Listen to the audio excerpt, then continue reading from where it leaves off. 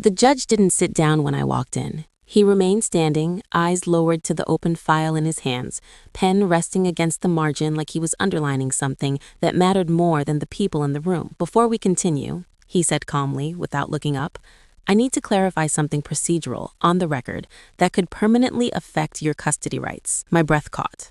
Not sharply, not visibly, but in the quiet way it does when the floor shifts beneath you without warning. My lawyer adjusted her papers beside me. Across the aisle, my husband leaned back in his chair, relaxed, almost bored, like this was just another meeting he expected to control. The judge closed the file halfway. Not enough to end anything, just enough to pause it. "This won't take long," he added. He didn't explain further. That was the moment I understood this wasn't a warning. It felt more like a door locking softly behind me. My husband chuckled under his breath, the sound casual, practiced. "Your Honor," he said smoothly, "this really isn't complicated. She's never contributed anything. Financially, emotionally, she's useless." The word landed with precision. No anger, no volume, just placement. A couple of people behind us shifted in their seats. I didn't turn around. I focused on the seal on the wall, the thin crack running down the paint beside it. I'd learned early that reacting only gave him space. The judge didn't respond immediately. He made a small note in the margin of the document, underlined something, then flipped a page. My husband mistook the silence for agreement and continued. "I supported her for years. She didn't work, didn't earn, didn't help build anything. Now she wants half of what I made? That's not how this works." His lawyer was already organizing exhibits, efficient and confident. I stayed still. Not frozen, just focused. There's a difference. I could feel my heartbeat in my ears, but my face remained neutral. I'd practiced this kind of stillness long before today. The judge finally looked up, eyes moving from my husband to me, then back to the file. "We'll address contributions," he said evenly. "But first, I need to clarify one binding issue." He turned another page. The sound was sharp in the quiet room. For a brief moment, my thoughts drifted backward to the version of myself who once believed silence was safety. When we first got married, he used to smile when money came up. "You hate paperwork," he'd say, sliding documents across the table. "Just sign. I've got it." I was pregnant then, tired, trusting. I signed more than I read. It didn't feel dangerous, it felt efficient. I thought being taken care of was the same as being protected. In the courtroom, the judge adjusted his glasses. "Mrs. Carter," he said, finally saying my name, "do you recognize this document?" My lawyer leaned closer, murmuring that we'd answer carefully. I nodded once. "Yes," I said. My voice didn't shake. Across from me, my husband smiled again, confident. He thought this was about confusion. He always did. What he didn't realize, what he never checked, was that the document in the judge's hand wasn't about income, it wasn't about effort, it was about liability, the kind that doesn't announce itself until it's already been assigned. The judge tapped the page lightly. "This court-filed irrevocable waiver," he said, "was submitted 3 years ago. It assigns full financial responsibility for losses incurred by Carter Holdings LLC. My husband's smile faltered. Just briefly, the judge continued, voice still neutral. "The company lists you as managing partner." He looked directly at my husband now, "but it lists her as the responsible party." The room didn't react loudly. There were no gasps, just an administrative quiet so complete it made my ears ring. My husband opened his mouth, then closed it. His jaw tightened. I didn't look at him. I already knew what the judge was about to ask. I'd known since the night, months earlier, when I sat alone at my kitchen table after the first hearing. Tax transcripts spread out beside a cold cup of coffee, my son asleep in the next room. That was when I noticed what had never made sense before. He'd called me useless because it was easier than admitting he'd positioned me to absorb the weight he didn't want traced back to him. The judge leaned back slightly, pen hovering over the page. "Before we proceed further," he said slowly, "I need clarity, on the record, why someone described as having no contribution was assigned binding liability for corporate losses." His pen paused mid-air. "We'll take this one step at a time." I exhaled carefully, making sure it didn't look like a relief. This wasn't a victory. Not yet, but for the first time, the story he'd told, that I was nothing, that I owed him everything, was starting to fracture. And it wasn't because I raised my voice, it was because the paperwork finally spoke back. The judge's pen moving across that page stayed in my head long after we left the courtroom. Not the words my husband had thrown around like spare change, not the looks from the benches, that underline, careful, deliberate, like someone circling prey without rushing it. On the courthouse steps, Marcus was already on his phone, smiling too easily, telling someone it was handled. He didn't look at me when he said it. He never did when he thought he was winning. On the drive home, the city blurred past the windshield, and I realized something uncomfortable. He wasn't nervous. That meant he thought the story was already written, and for a long time, I had helped him write it. When people ask how it started, they expect drama, red flags waving, fights. It wasn't like that. Marcus was charming in the way that felt safe, ambitious but patient, the kind of man who talked about building something and made it sound like a shared dream. When we got married, we were middle class, comfortable, not flashy. He worked in finance-adjacent consulting, always vague, always confident. I had a decent job in operations, steady, unglamorous, mine. The first shift happened so quietly I didn't notice it. When I got pregnant, he suggested I step back for a bit. "Just for now," he said. "You've earned a break. I've got us." It sounded loving, supportive. Everyone around us nodded like it was common sense. After our son was born, the paperwork started. Hospital forms, insurance updates, tax stuff. Marcus handled it all. He'd slide documents across the table while I was exhausted, still bleeding, still learning how to keep a tiny human alive. "Routine," he'd say. "Just signatures. You hate this stuff anyway." He wasn't wrong. I trusted him. That trust became a habit. He added my name to accounts I never accessed, told me it was better for credit diversification. When I asked questions, he'd laugh softly. "Babe, why stress yourself out? I do this for a living." If I mentioned going back to work, he'd tilt his head like he was protecting me from myself. "For what? Pocket change? You're doing the real work at home." It didn't sound like an insult then. It sounded like reassurance. Somewhere along the way, my usefulness became a story he told for me. I cooked, I scheduled, I showed up. He built a narrative where I was supported, not sidelined, dependent, not erased. The first time a friend gently questioned it, I brushed it off. She asked why my name was on a business mailing she'd seen at our place. I laughed and said it was probably a mistake. Marcus laughed too when I told him. "That's just legal fluff," he said. "Means nothing." He always had a word for it. Fluff, technicality, standard practice. The court dates crept closer and his tone changed, sharper, more rehearsed. He started reminding me, casually, that he paid for everything, that judges liked clear providers, that emotions didn't matter, records did. When he called me useless in court, it didn't feel sudden. It felt like the final draft of something he'd been editing for years. What he didn't see was that I had started reading the footnotes. After that first hearing, while he was busy celebrating too early, I requested copies of our joint filings, quietly. No confrontation, no accusations, just forms, dates, numbers. I noticed patterns that didn't match his stories. Accounts I'd never touched, companies I'd never heard of, my name appearing where it shouldn't have, like a fingerprint in the wrong room. One night, after putting our son to bed, I laid everything out on the kitchen table. Not to panic, to understand. If I was useless, I wanted to know exactly how much damage a useless person could legally cause. That was when the word liability stopped being abstract. That was when I understood why Marcus had been so calm and why the judge's pen had paused the way it did. The story Marcus told the court was simple. Too simple, and simple stories don't survive contact with documents. The second hearing date was 3 weeks away. That was the window he didn't think I would use. Everyone assumed I was waiting, panicking, scrambling to survive whatever he decided to say next in court. Even my own attorney, assigned through legal aid because I didn't have income, spoke to me slowly, carefully, like someone explaining directions to a lost tourist. I let her think that. I nodded. I asked simple questions. I never corrected the assumptions forming in the room. Silence has always made people careless. The first thing I did wasn't dramatic. I didn't confront him. I didn't call his parents. I didn't demand explanations. I requested documents, calmly, formally. I filled out disclosure requests the way they were designed to be filled out, checking boxes that most spouses never notice because they trusted the word routine. Full marital financial disclosure, tax transcripts for the last 5 years, business registrations tied to both of our names, asset ownership history, liability assignments. It felt almost boring, which is how you know it's dangerous. The clerk at the county office slid the folder across the counter and told me it would take 10 business days. She didn't look at me with pity. She looked tired. That helped. On the way home, I stopped at a coffee shop I'd walked past 100 times without going in because he said $5 a day added up. I ordered black coffee. It tasted like nothing. That felt appropriate. The first packet arrived by mail on a Tuesday afternoon while my son was napping.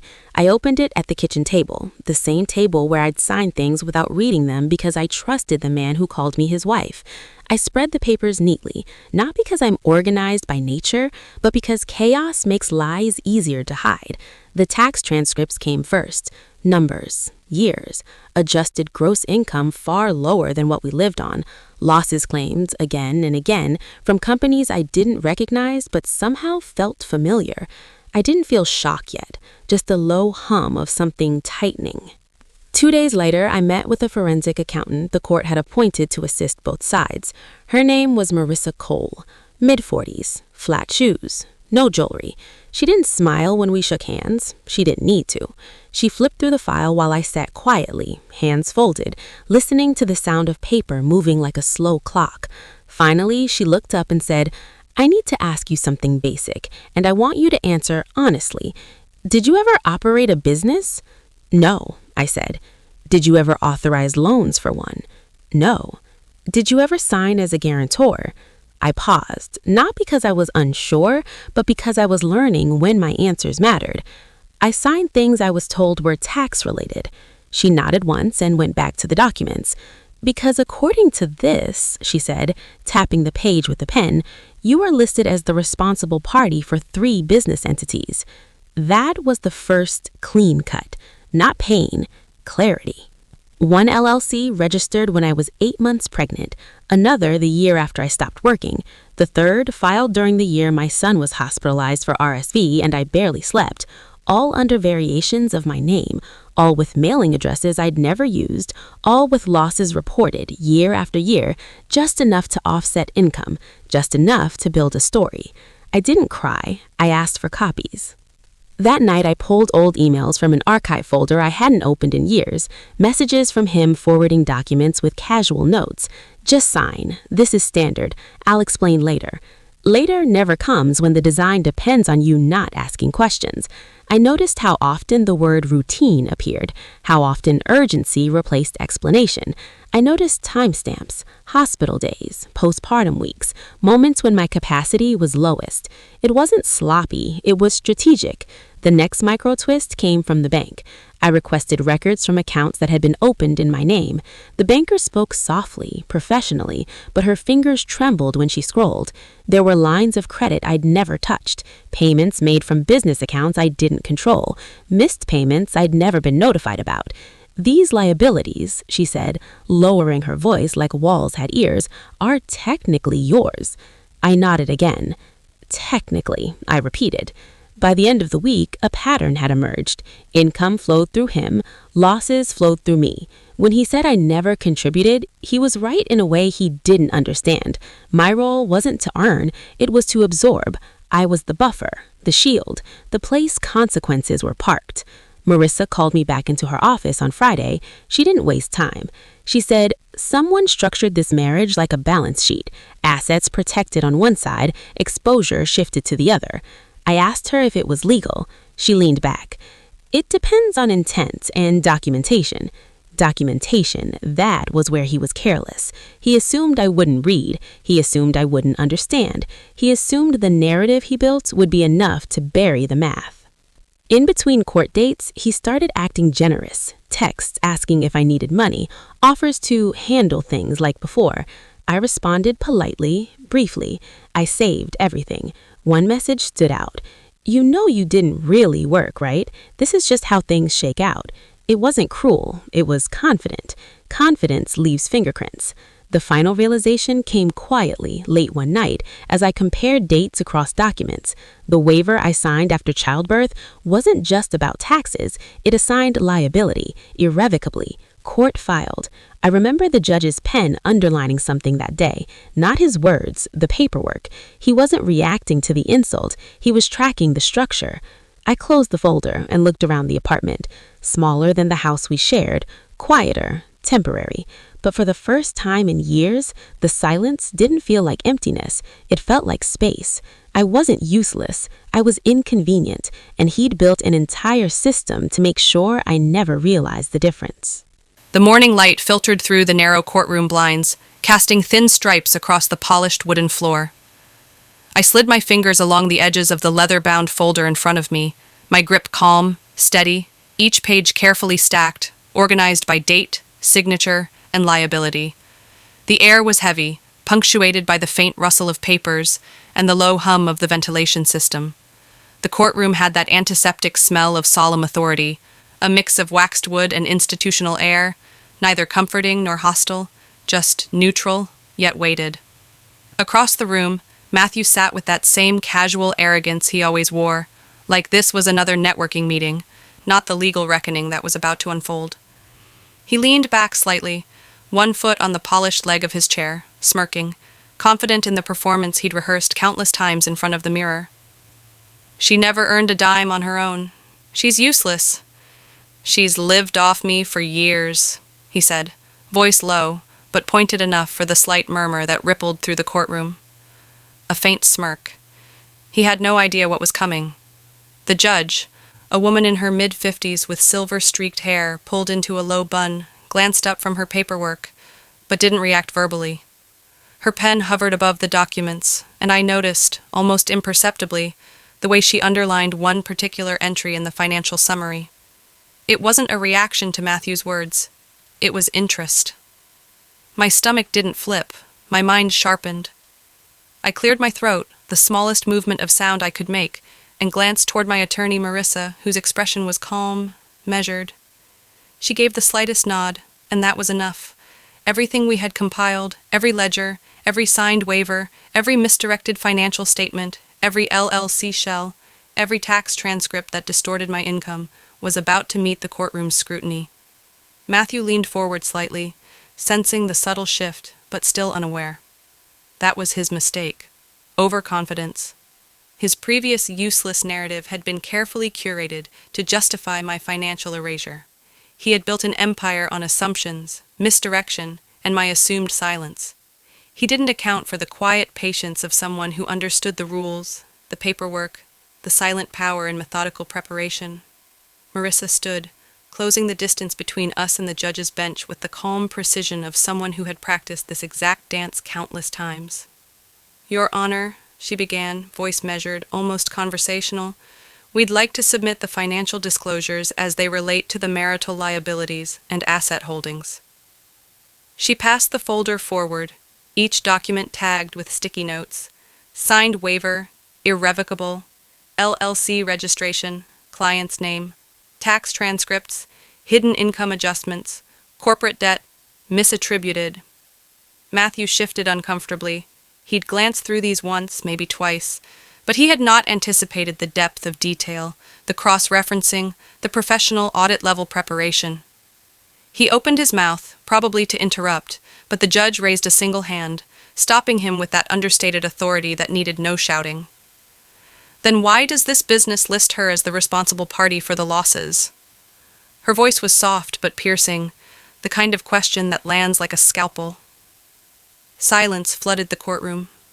I felt a small, internal smile.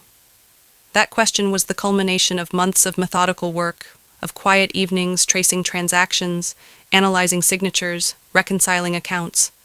The papers Marissa had submitted were meticulous. Multiple LLCs he had tried to hide, debts shifted legally onto my name, and income streams he misrepresented, all perfectly documented. Each micro-twist in this carefully constructed trap had led to this singular moment of quiet exposure. Matthew's ally, his cousin, who had been smirking in the back row, subtly shifted, a hint of panic in the eyes, sensing the fragile narrative beginning to crumble.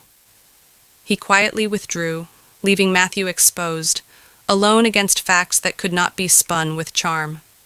The judge examined the documents, her pen tapping against the polished oak, making a rhythm that felt like an unspoken countdown. "Ms. Harper," the judge said, turning her gaze toward me, "these signatures, these waivers, were they signed knowingly and with legal counsel?" I held the folder just a fraction closer, my tone calm. Yes, Your Honor. Every document was signed under full understanding, except for those where the misrepresentation occurred on his part. The financial disclosures submitted here reveal the discrepancies in income reporting, misattributed debts, and the deliberate misrepresentation of asset ownership. Matthew's smirk faltered. Ownership. Matthew's smirk faltered. He opened his mouth, stammered something about routine business adjustments, but Marissa cut in, still calm. Your Honor, the evidence clearly shows deliberate structuring to shift liabilities and conceal income, with intent to minimize responsibility. The courtroom was quiet. The public gallery shifted in their seats, sensing the subtle humiliation of a man who believed he could manipulate not just his spouse, but the legal system itself. Each document on the judge's desk acted like a mirror, reflecting his overconfidence back at him. The sequence of micro-twists, hidden debt, fake LLC registration, childcare expense manipulation, misrepresented business losses, culminated now, perfectly, in this silent but crushing exposure. Matthew's attempts to defend himself were disjointed, small corrections, tiny admissions, each one unraveling his carefully spun web. His words lacked authority because the documents spoke louder.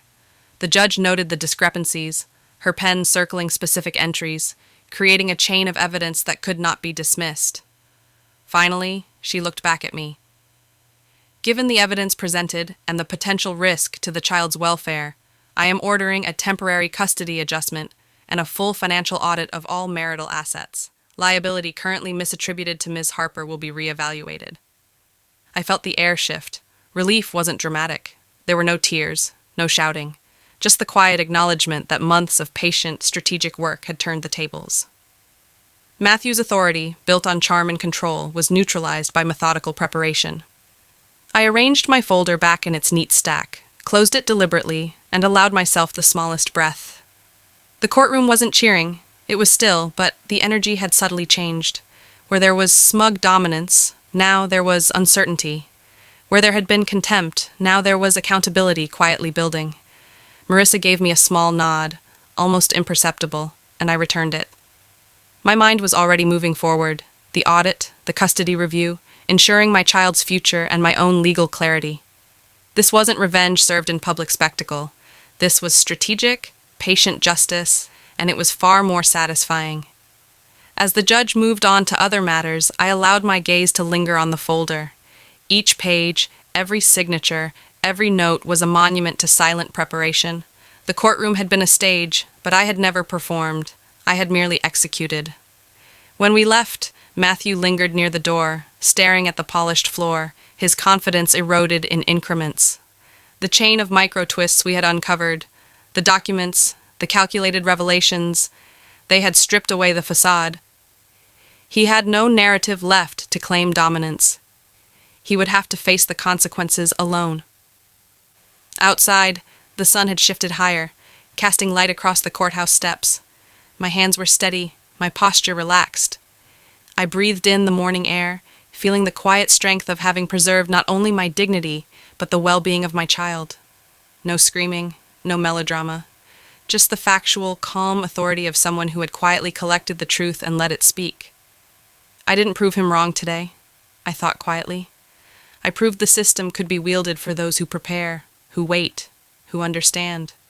I am free, regardless of his claims. Marissa handed me a small note. You've done it, but we stay on schedule. Audit first thing tomorrow. I smiled faintly. The chain wasn't complete, but the courtroom had already shifted. The calm, strategic exposure had done what shouting never could. My focus remained on the steps ahead, the papers that mattered, and the patient, unstoppable force of well-prepared truth. As we left, I tucked the folder under my arm, my child's future secured for now, and a small, almost imperceptible spark of satisfaction warmed me. Months of silent work had culminated in a courtroom victory without theatrics, without spectacle, only the quiet power of preparation, patience, and intellect. The courtroom was quieter than a library, yet heavy with unsaid words and the faint scent of polished wood. Judge Hamilton, mid-50s, with her silver-streaked hair pulled into a tight bun, finally set down her pen and let the silence linger. My husband, Mark, shifted in his seat, eyes darting nervously between the stack of documents in front of me and the stern authority figure who had just asked the question that would change everything. Then why does this business list her as the responsible party for the losses? His smug confidence, carefully cultivated over years, flickered like a candle in the wind. He opened his mouth, closed it, and looked down at the papers again, realizing the narrative he had spun around my uselessness was crumbling. I remained still, hands folded over my neatly organized folder, heart steady despite the pounding I felt moments ago when Judge Hamilton's question hung in the air like a guillotine blade. I could almost see the micro twists of months past, the quiet preparation, the chain of evidence I had collected like a chess player lining up moves several turns ahead. Every LLC document, every tax discrepancy, every signed waiver that Mark thought he had hidden, each quietly screamed the truth. And now, in the professional, sunlit courtroom, they were impossible to ignore. My attorney, Elena Rivers, leaned slightly toward me, whispering in her calm, precise tone. They never accounted for the settlement clauses in her name, and those losses legally tie back to Mark's misrepresentation. We're good. I nodded subtly, allowing a small, private smile to touch my lips. Years of strategic patience, silent observation, and document-driven investigation had led me here, to a point where the law and reality aligned in my favor. Mark finally looked up, lips pressed together, a flicker of panic passing through his features. I think there's been a misunderstanding, he started, but the courtroom atmosphere, now charged with authority and quiet disbelief, swallowed his words. Judge Hamilton's eyes, sharp and unwavering, fixed on him as she adjusted her glasses and glanced at the meticulously organized evidence Elena had presented. The murmurs of court staff and observers seemed muted, as if the room itself were holding its breath. The first document she referenced was the trust agreement signed 5 years ago, originally drafted to protect family assets in case of unforeseen events. It was under my name, with Mark as the co-signer, yet he had used it to obscure liability. The next stack revealed tax filings from the past 3 years, showing deliberate misreporting of income and childcare expenses, a calculated attempt to paint me as financially dependent while legally entangling me. The final piece was the audit request, formally lodged with the court, detailing hidden debt transfers, LLC ownership, and intentional misrepresentation that Mark thought would remain invisible. Each file, highlighted with precision and anchored in legal terminology, was a silent hammer striking down his carefully constructed facade. Mark's ally, his brother Tom, had quietly withdrawn earlier in the session, leaving Mark alone to face the consequences. His overconfidence, once a shield, now made him vulnerable. He fidgeted with his tie, glanced at the floor, and whispered under his breath, "This can't be happening." But the courtroom was no longer his stage. Every micro twist I had uncovered, the financial traps, the hidden debts, the silent preparation, was now public, calm, undeniable. Judge Hamilton finally spoke, voice low but resolute. Given these documents, the temporary custody arrangement will be adjusted. Liability for financial obligations tied to the children and household expenses is reassigned, effective immediately. Further audits will ensure clarity and fairness in all remaining assets.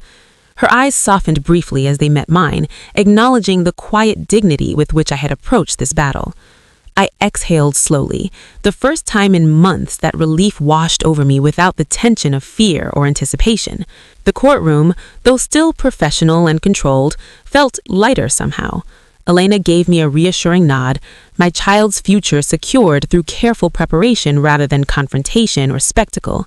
I rose, gathered my folder, and walked to the courthouse exit with measured steps, sunlight filtering through the tall windows, painting long golden lines on the polished floors.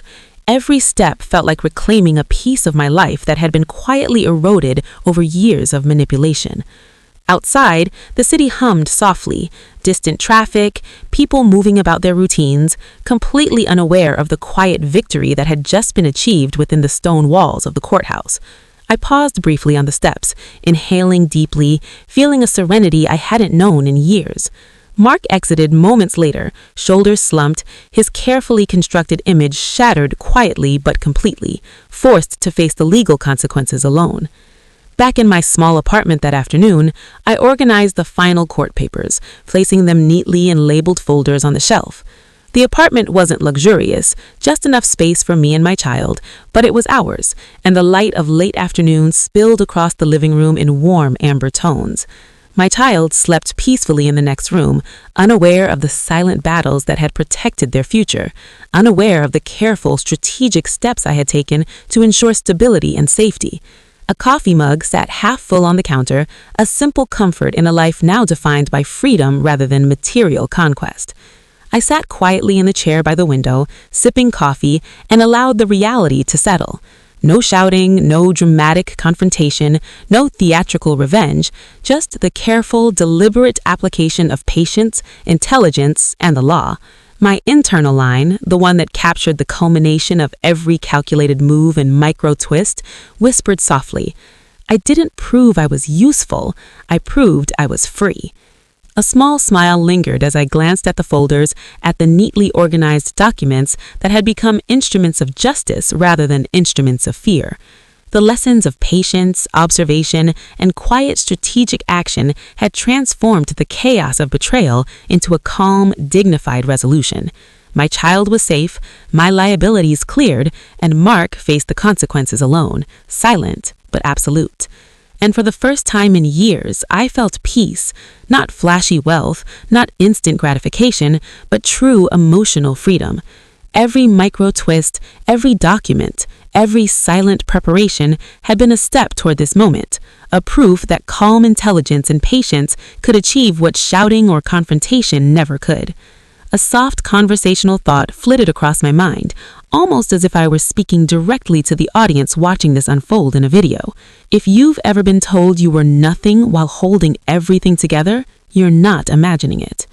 The city outside continued its rhythm, indifferent yet constant, a perfect backdrop to a quiet life reclaimed, a child's future secured, and a woman's dignity restored. I was not rich, I was not famous, I was, finally, free.